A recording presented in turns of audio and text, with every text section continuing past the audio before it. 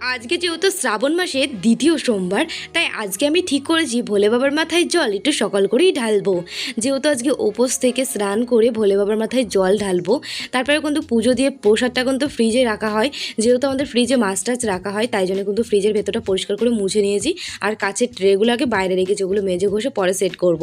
তো ঘরের ভেতরটা কিন্তু সার্ফ জল দিয়ে সুন্দর করে আমি মুছে কলে আসতেই দেখি কলে জলও ছেড়ে দিয়েছে। আর বোতলগুলো না সকালবেলায় পরিষ্কার করে মেজে নিয়েছিলাম, তো এখন ধুয়ে সুন্দর করে জলগুলো পরে নিলাম। তো এখন আমি এই ফ্রিজের প্লেটগুলোকে সুন্দর করে মেজে ঘষে নেব। তার আগে ড্রামটা বসিয়ে দিই, কারণ জল চলে গেলে জল পাবো না। তো চলো এই প্লেটগুলো মাজতে মাজতে আজকে তোমাদের ছোট্ট একটা কমেন্ট বলি বন্ধুরা।